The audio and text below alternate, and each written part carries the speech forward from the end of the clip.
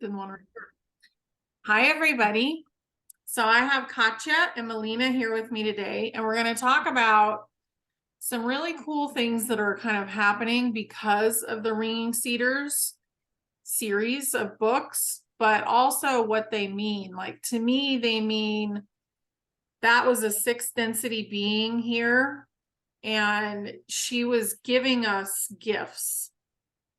And Melina channels her, so she channels Anastasia, who's in the books, who I believe, that was a real person. And Katya has an amazing instrument, which I feel is somehow connected to that as well, frequency wise. So we're just going to chat about all that. So do you want to go ahead and talk a little bit about what you're doing, Melina, and what's coming up? I know we've chatted before, but I'm really interested to see, because I know you're doing things slightly in a more expanded way than the book itself. Yeah. Hi, everybody. I'm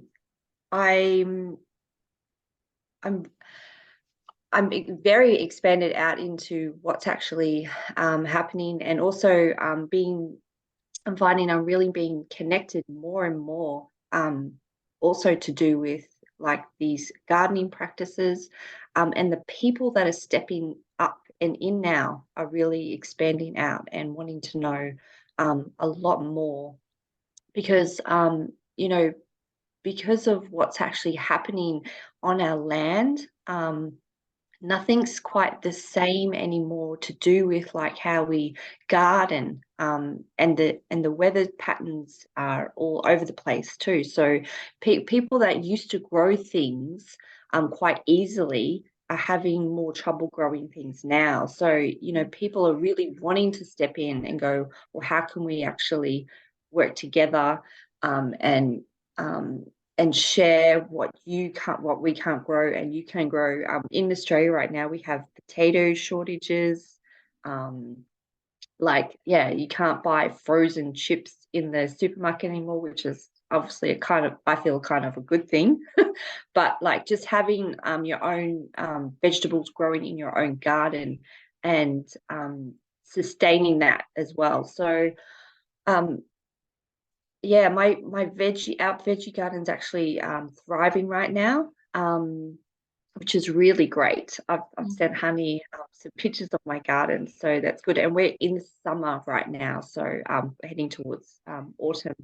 So it's really about that deeper connection for me, like having that connection between my plants, my seeds, and growing with that information. So it's really beautiful. And I specialize in the seed activity with what I do. So I'm able to hold the frequency and communication with the medicinal seeds. So not only like have I practiced when in my veggie garden how Anastasia has shown us to place it in her mouth, then the hands, and then present it to the sun, and then put that into the earth. Mine goes on, the information that I receive from her is through the palmistry lines of our hands, and it's that really knowing the body, but then the how should I say, the environment around us, and having that connection, knowing that it's all one, which is what I find so beautiful. So it's like being outside, having that connection, knowing the elements, and when to plant, and just having that real deeper connection and showing that to people. Because like when I had this information back in 2009, when we got on our land, sharing this information with people just was like having that veil still over. And it was it was really fascinating, because those garden lovers were they're really deep people that understood the earth, were so eager to learn, but then sharing it out with like a broad audience, I felt people weren't ready. So now it just feels, as we've talked about before, it just feels like time has led me to this moment to share, and people are really soaking it all up, which is really beautiful. They are. Yeah, they're ready. I think it has to do with the frequency changes, really. And we've gone from, just recently, we've gone from Earth to crystalline Earth, who wants to be called Terra.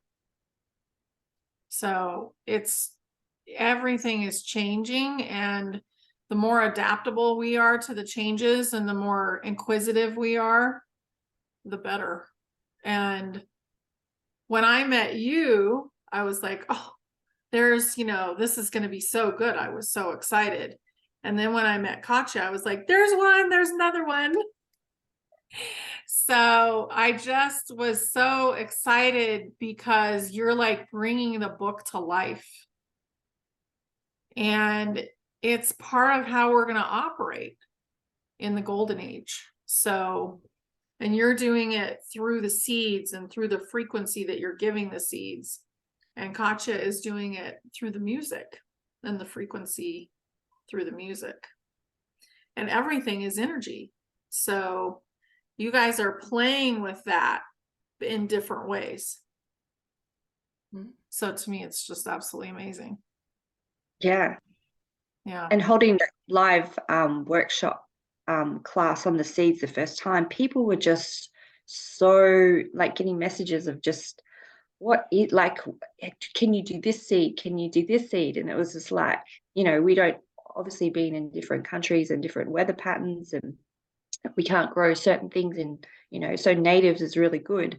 And it's like showing people that once you receive this information, it's your own download, and then you go out and go play. So yeah, it's very exciting. It is. It's so exciting. And I feel like people are finally, like, some people have taken the downloads they've gotten in the past and done things with them.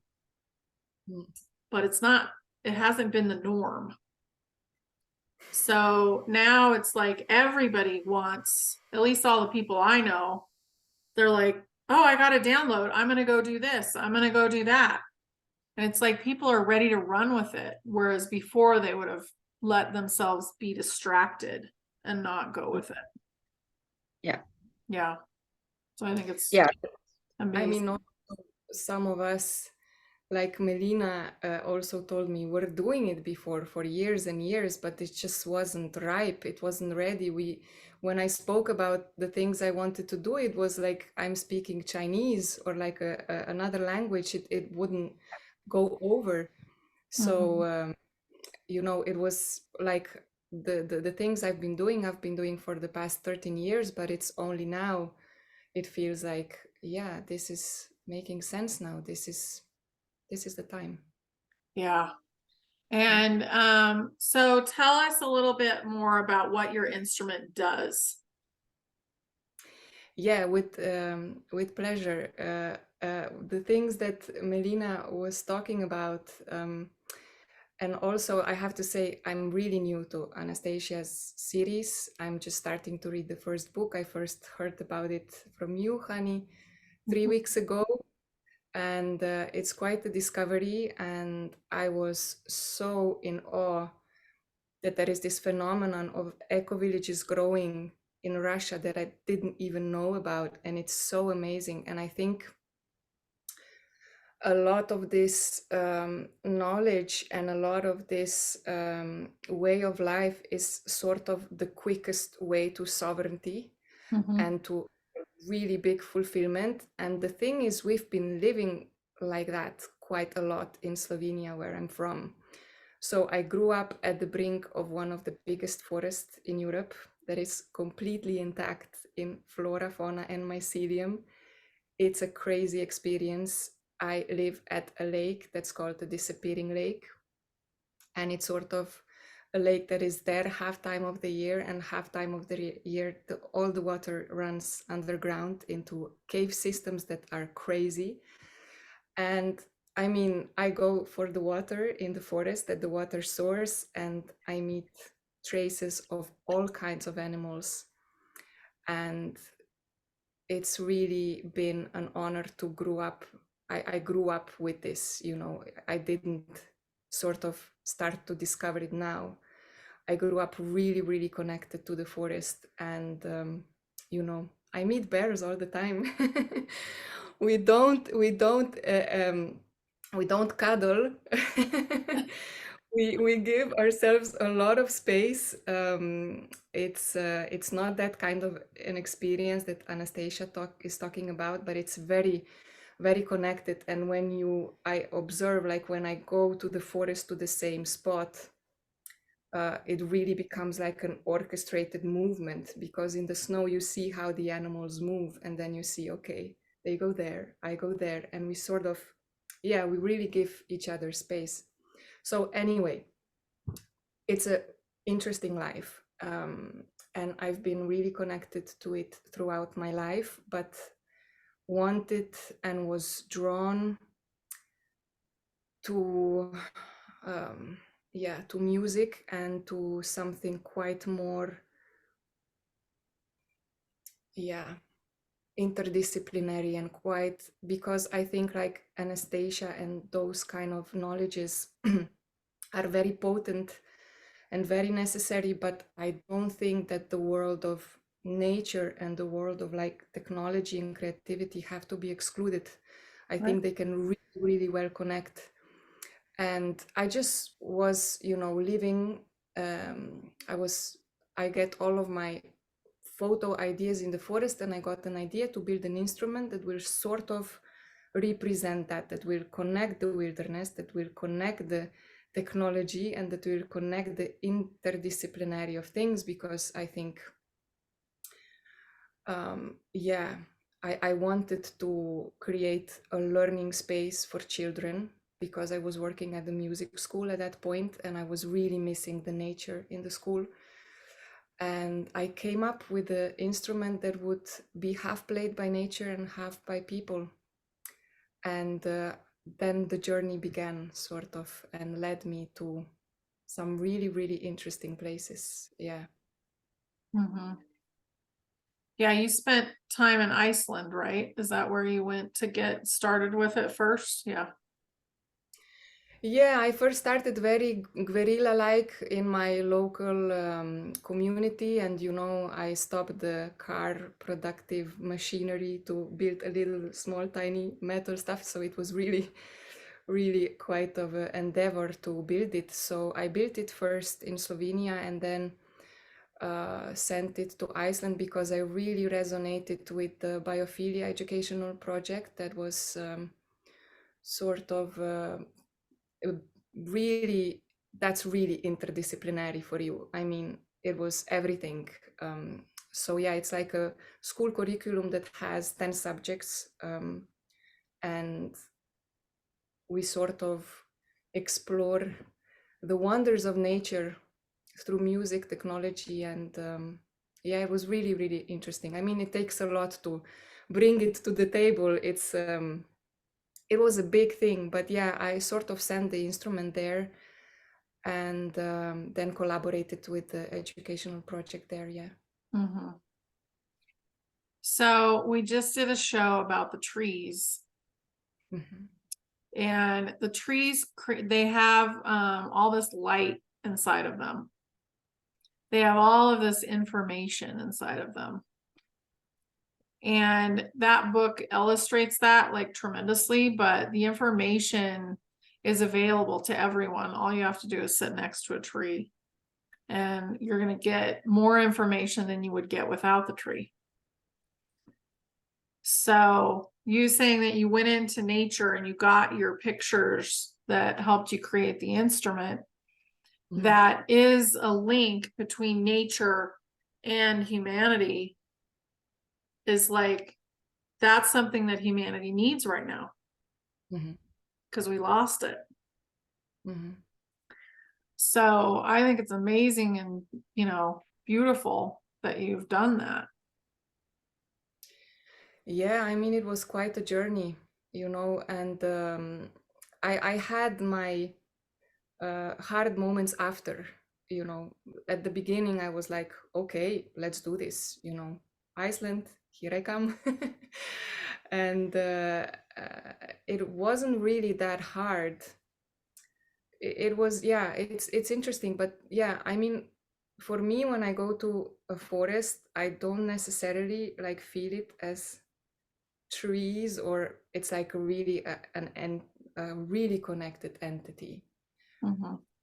So yeah, but so sitting under a tree was just like a metaphor, but yeah, I sort of, if we, if we go into the beautiful details, I sort of feel it was actually before Avatar that I felt that, but like a little threads that go in, and then you just relax in a way. I don't know, it feels like disappearing. And I think mycelium has a lot to do with it, sort of, and which makes total sense with the grounding and the electromagnetical field of the earth. It just makes sense that you would, if you make a conductive contact with the earth, that you would, yeah. Yeah.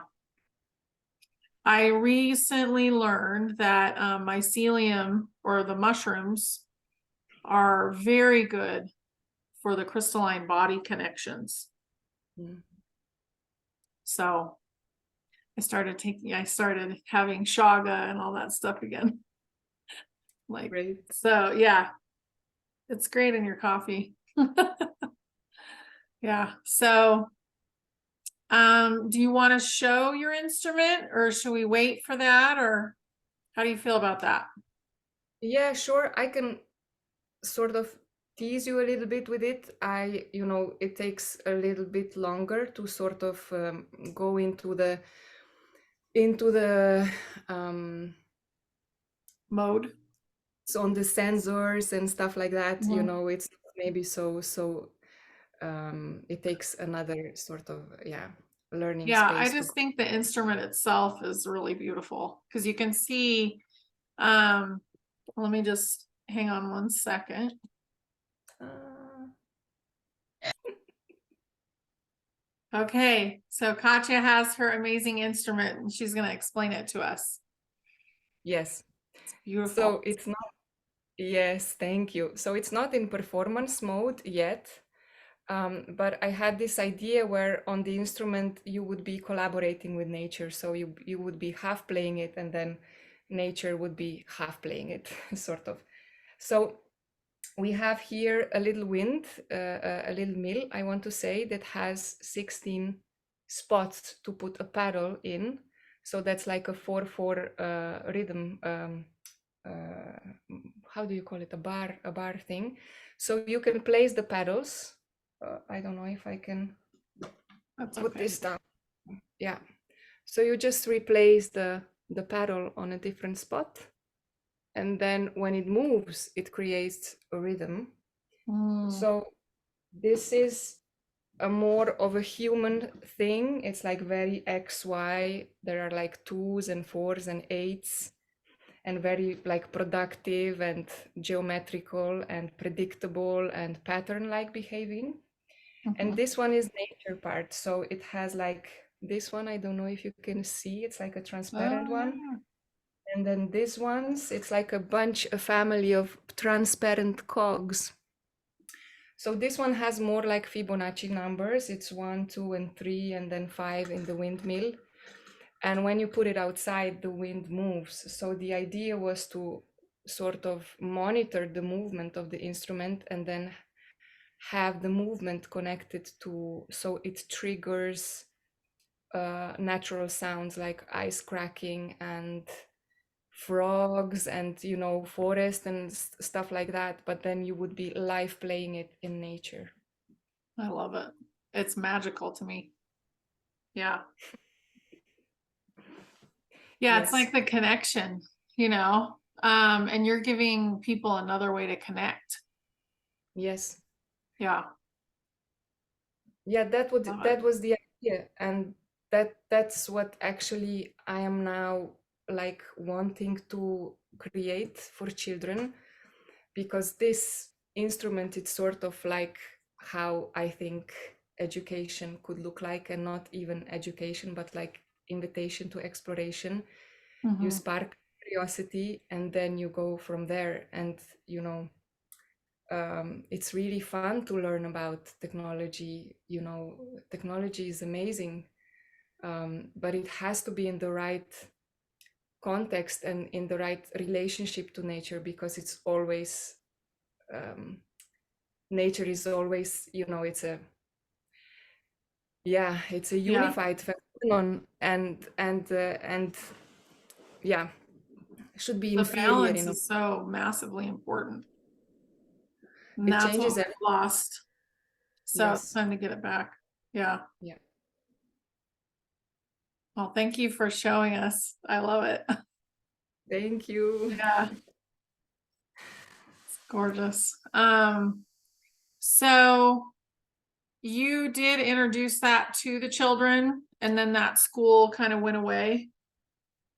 Yes, I mean, biophilia was a really, really an amazing phenomenon, and it was in many stages. At the time when I came to Iceland, it was in a stage where 5 countries got really huge funds. So they were trying to implement it in schools and in educational centers, and it was just astonishing and amazing. Yeah, there was a lot of art institutes involved, and scientific institutes, and it's a whole built curriculum. And yeah, I sort of was more of an outside observer. I documented how different teachers approached things. Mm-hmm. um, yeah, it was just a passion of mine, and I was learning. I was teaching biophilia as well in Slovenia for 1 year. It was actually prior to Iceland, and I think it's wonderful to teach in that way, And Yeah. you want to see how the school plan looked like? Yeah. I think that would be great for people to see that, because school is going to be so different in the future. Yeah. Yes. So this is the school plan. Oh, wow. Oh, It's and it's 3D. it's 3D, and you have like this world, right? So Yeah. uh, Elena spoke about DNA. So this is hollow world. So you Mm-hmm. have subjects to explore, and then you dive into hollow, and then you have things in each world to discover. So this would be a zoom in into the cell and into human body, and Wow. it would lead to DNA replication. Well, this is like an artistic video. It's like a song. This was Nice. actually, a lot of it was conceived by Björk and the Reykjavik City Council. Mm-hmm. Uh, but a lot of scientists and like teachers, city of Reykjavik teachers, they helped to build the curriculum and the subjects. So yeah, then it goes into a little machine. That's cool. That's Yeah, really I think cool. they're just going to learn so much as they just keep diving deeper and deeper into things, the Yeah, kids, instead of being like, oh, you learned enough on that. Let's go to the next thing, yeah, you know?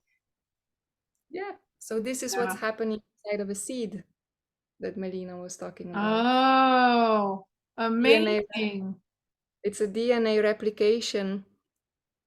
So it's how the chain of DNA is being unlocked here into 2 pieces and then photocopied. And this is what makes cells grow.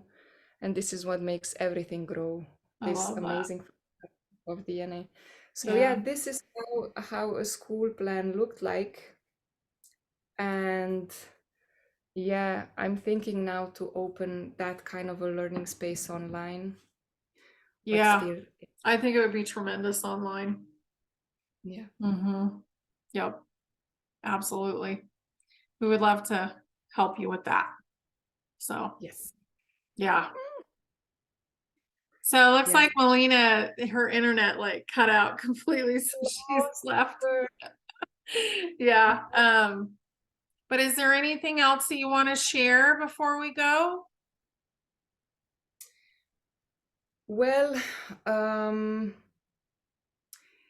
I mean, maybe one little thing that you know, we have this beautiful metaphor at the recent education is like comfort zone, learning zone, and panic zone, and we move in between the three. So I think the world is still kind of in a panic zone. In a way. It's not time for big things to start yet, but I think it's really important to start to get ready. Yeah. And do the first steps. That's what I felt in the time when we got in touch, like, oh my God, I'm not ready, but okay, let's start exploring. So I would really be honored that if we do, you know, a classroom or a workshop, we could just explore what works together, not having anything like really fixed. This has to happen in a way, and, you know, not a rigid way, Absolutely. but exploring what works. And also, yeah, like I said, I really connect to biophilia. I think it's a ways that it's sitting in some drawers in some ministry. It's not being done now anywhere in the world. It's just like a completely stopped project. And it was so well made, and it's such a great reference to put anything into. You know, you talk about electricity, you can talk about grounding, you can talk about mycelium in the forest, and it's a beautiful done thing. And yeah, I'm gonna try to find a way to make it accessible for children. Yeah. I think that's Yeah. a very good idea. Very good idea. Because they really are ready to learn. Here's Melina. They're really ready to learn right now. I think there's a Yeah. lot of people that would be very happy to kind of explore that themselves too. Yeah. Yeah. Hi, Melina. Hi, Melina. I just got an activation from your Oh, she got kicked out. Oh, she's frozen. So, well, I think we're gonna put links below for at least for the website. Melina's stuff is coming soon. It's about ready. So definitely look for that. And we're working with Katja. So we're gonna figure out what to do for her and what she wants, and just kind of keep this stuff in mind. Like, we're about ready to go into something all brand new, but we have all this knowledge we've been storing up for this. And I can't wait to watch this world expand. It's going to be amazing. Yeah. Yeah. We lost her again. Okay. Okay. All right. Well, it was great, Katja. Thank you so much. Yeah. Thank you so much for sharing that. Thank you for, you know, having me. You're welcome. And it'll happen again. Okay. All right. Bye, Yeah. everybody.